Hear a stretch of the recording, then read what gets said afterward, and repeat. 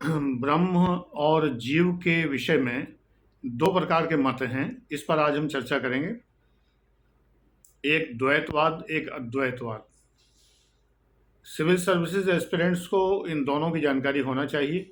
व्यक्तिगत रूप से आप जिसमें विश्वास करते हो मुझे कोई आपत्ति नहीं है। मैं ज़बरदस्ती आपको अद्वैतवादी से द्वैतवादी नहीं बनाना चाहता, और द्वैतवादी अगर आप हैं तो बहुत अच्छा है, क्योंकि ये वैज्ञानिक दृष्टिकोण है।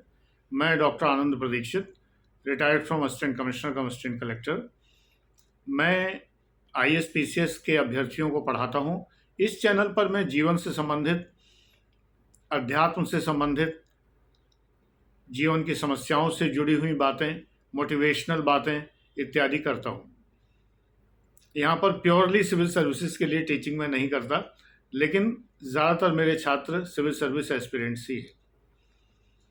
द्वैत का मतलब ये है कि दो होना, यानी कि ब्रह्म अलग है। ब्रह्म यानी कि इस संसार को निर्माण करने वाली सत्ता। सोचो, इतना बड़ा संसार, ब्रह्मांड जिसने बनाया है, तो वो ब्रह्म कितना बड़ा होगा, और जीव उसके समक्ष कितना छोटा है। तो ये निश्चित रूप से दो अलग अलग चीज़ें हैं। ये द्वैतवाद है, ड्यूअलिज्म है। और ये दोनों एक ही हैं। अहम ब्रह्मास्मि, सोहम, मैं ही ब्रह्म हूँ, शिवोहम शिवोहम। ये सारी विचारधाराएं जो हैं वो अद्वैतवादी हैं। देखो, आवश्यक नहीं है कि हमारे ऋषि मुनि संत जो हैं उन्हें जो आधुनिक विज्ञान है, पदार्थ विज्ञान यानी मटेरियल साइंस, क्लियर ही हो। अब आप इस बात पर भड़क सकते हैं तो भड़क सकते हैं, तो भड़कें, इस पर कोई मुझे प्रॉब्लम नहीं है। कि ऋषि मुनियों को साइंस नहीं पता। हर एक कोई कणाद नहीं होता और हर एक कोई आर्यभट्ट नहीं होता। आज भी आर्ट साइड और साइंस साइड दो चीज़ें हैं। तो आर्ट साइड वालों के लिए एटम ही बहुत बड़ी चीज़ है। एटम में इलेक्ट्रॉन, प्रोटॉन और H2O और H2SO4, उनके लिए यही चीज़ें बहुत बड़ी बातें होती हैं।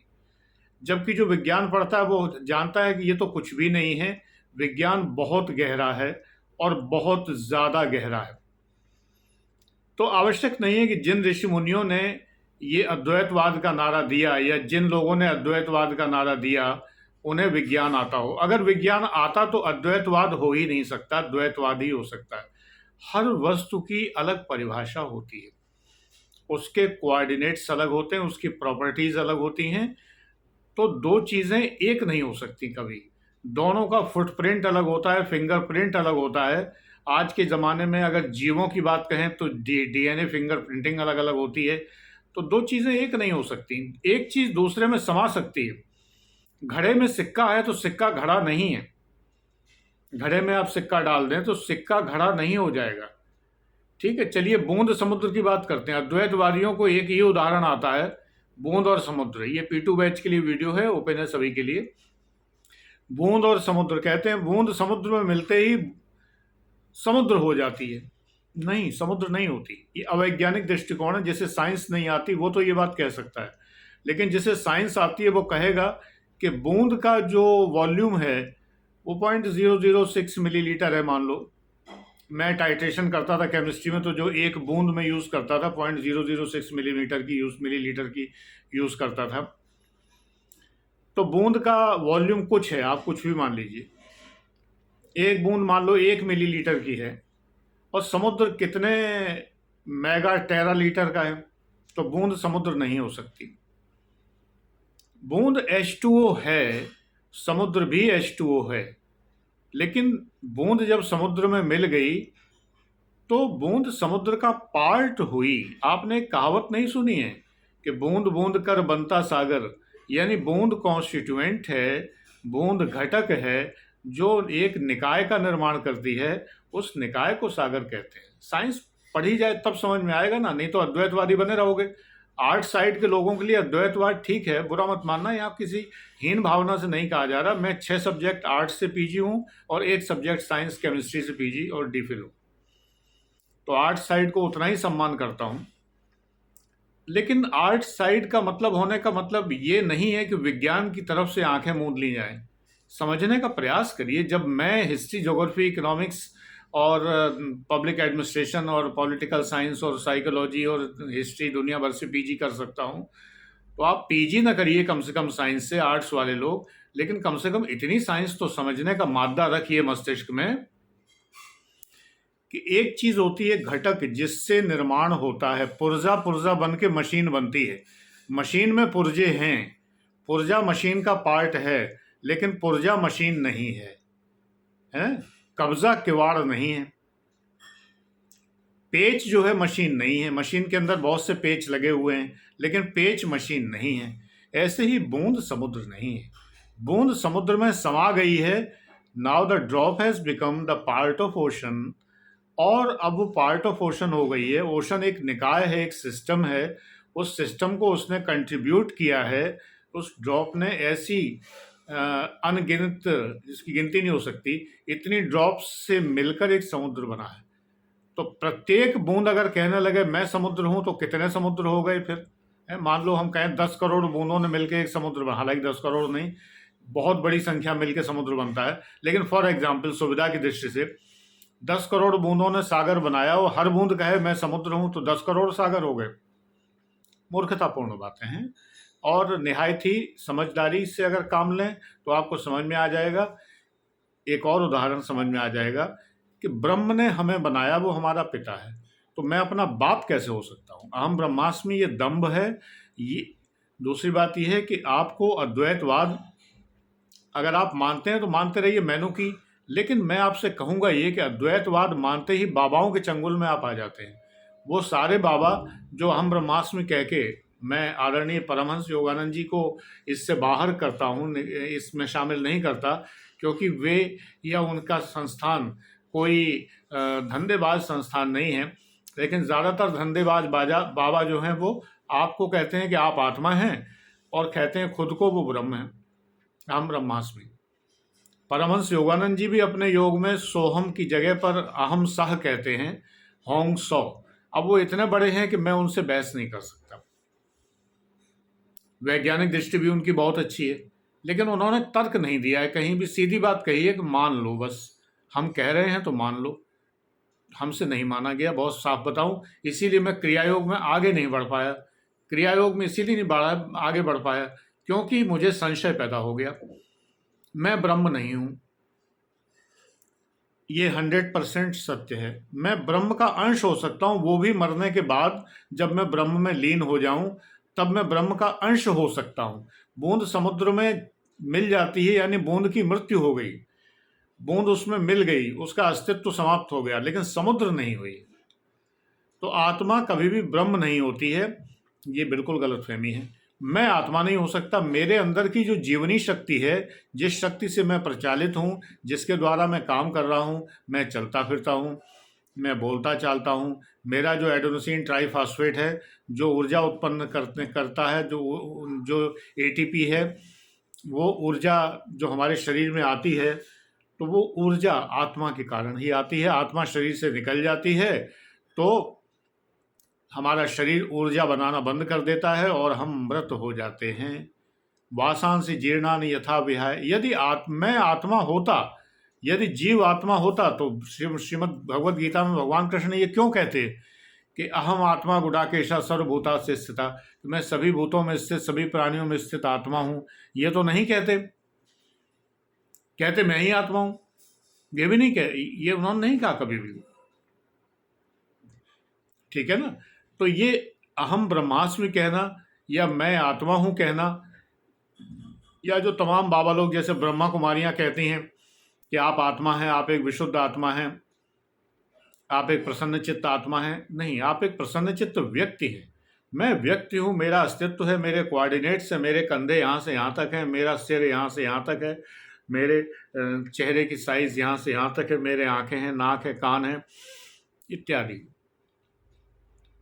तो मैं एक व्यक्ति हूँ, मेरा एक व्यक्तित्व है जिसका एक भौतिक आवरण है जिसे हम शरीर कहते हैं, और इसका एक आत्मिक एक कर्नल है, जैसे गुठली होती है, वो हमारे मन के अंदर के भाव हैं, मन के अंदर की आत्मा है, वो हमारे अंदर है। मैं आत्मा नहीं हूँ, मैं अपने अंदर एक आत्मा को रखता हूँ। आत्मा पवित्र ने अपवित्र नहीं होती, आत्मा का तो कोई रूप ही नहीं होता। नैनम छिन्नन्ति शस्त्राणि न न क्लेदयन्त्यापो न शोषयति मारुता वगैरह सब कहा गया। यानी ये बताया गया है कि आत्मा तो अविभाज्य है, अविनाशी है। ये थोड़ी होता आप बड़े संत आत्मा हैं, आप बड़े पवित्र आत्मा हैं। आत्मा पवित्र नहीं होती, वो व्यक्ति पवित्र होता है। व्यक्ति पुण्यात्मा नहीं होता, ये गलत शब्द है। पुण्यात्मा, आत्मा तो एक जैसी है। आत्मा तो जस्ट लाइक जीरो और परम ब्रह्म जस्ट लाइक इन्फिनिटी। जो गणित जानते हैं वही समझ सकते हैं, जो गणित नहीं जानते वो नहीं समझ सकते। हमारे बहुत सारे संत लोग गणित या विज्ञान नहीं जानते थे, तो वो नहीं समझ सकते। अनंत और शून्य, शून्य अनंत में समा सकता है, लेकिन शून्य अनंत में नहीं, अनंत नहीं हो सकता। अभी को बूंद और समुद्र की प्रॉपर्टीज एक जैसी हैं। वही H2O है, 2 हाइड्रोजन 1 ऑक्सीजन है, और वो जो है सिंगल सिंगल बॉन्ड से जुड़े हुए हैं। और ज़्यादा जो जानते हैं वो कहेंगे कि sp3 हाइब्रिडाइजेशन वो है, क्या कहते हैं, sp2 हाइब्रिडाइजेशन है इसके अंदर। मेरे ख्याल से sp2 हाइब्रिडाइजेशन है ना, जो मुझे याद आ रहा है। एक और 105 डिग्री का एंगल बनता है इनके बीच में, ये कहेंगे sp3 हाइब्रिडाइजेशन। 2 लोन पेयर होते हैं, अब मुझे याद आ गया, 2 लोन पेयर होते हैं, एक हाइड्रोजन एक ऑक्सीजन, और ऑक्सीजन से एक हाइड्रोजन इधर जुड़ा, एक हाइड्रोजन इधर जुड़ा, एक लोन पेयर ऊपर जुड़ा, एक लोन पेयर आगे को निकला हुआ। ये होता है टेट्राहेड्रल स्ट्रक्चर, और प्रत्येक के बीच में 105 डिग्री का एंगल बनता है।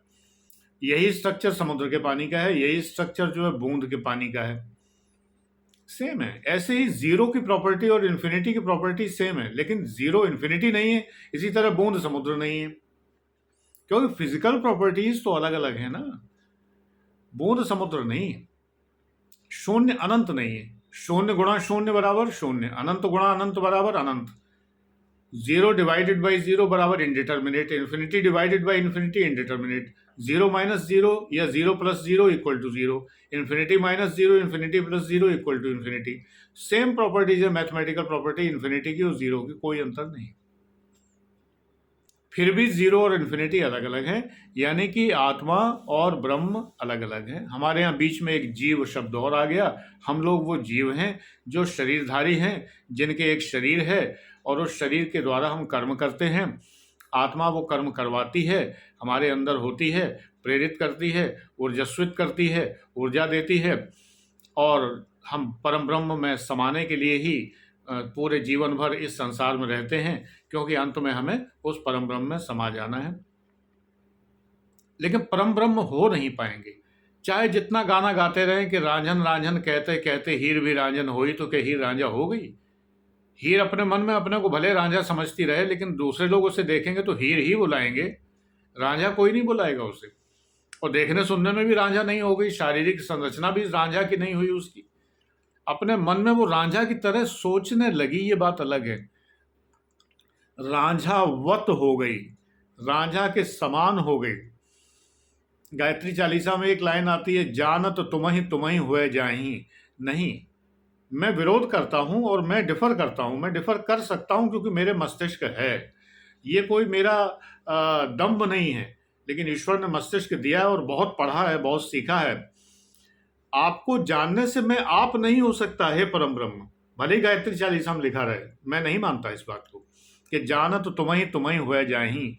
मैं आपको जानने से आप नहीं हो सकता, आप है मेरे बाप, मैं आप नहीं हो सकता। आप ही रहेंगे, मेरे बाप रहेंगे परम ब्रह्म जी। मैं आप होने की धृष्टता जरूरत नहीं कर सकता, हिमाकत नहीं कर सकता कि मैं कहूं कि मैं आप हो जाऊं। हिंदू धर्म में कुफ्र का कंसेप्ट नहीं है, लेकिन कुफ्र है ये कि अगर मैं कहूं कि मैं खुदा हूं, मैं ईश्वर हूं, तो ये बहुत बड़ा अपराध होना चाहिए धर्म के अंदर। हिंदू धर्म में नहीं है, कुछ भी कहते रहो। हिंदू धर्म में कोई किसी का कुछ पूछता ही नहीं है कि आप कुछ भी कहते रहिए। लोग राधा हो गए, DIG पंडा जी राधा हो गए, कोई राधा हो जाता है, कोई कुछ हो जाता है। अरे आप अपने में रहिए, जो आप हैं वो रहिए, किसने मना किया है? आप इधर उधर के आधा और आधा क्या होते फिरते हैं? जो हैं वो रहिए। आप राधा कैसे हो सकते हैं? राधा राधा हैं, रसेश्वरी सिद्धेश्वरी जो आदिशक्ति हैं वो राधा है। मैं कोई कहने लगे मैं राधा हो गया, तो आप राधा थोड़ी हो जाएंगे, आधा भी नहीं हो सकते। ये भ्रम है लोगों के, अवैज्ञानिक दृष्टि है। अद्वैतवाद कि मैं ब्रह्म हूं, और वैज्ञानिक दृष्टि है द्वैतवाद कि मैं ब्रह्म नहीं हूं। फिर भी अगर आप अद्वैतवादी हैं, बने रहिए मेनू की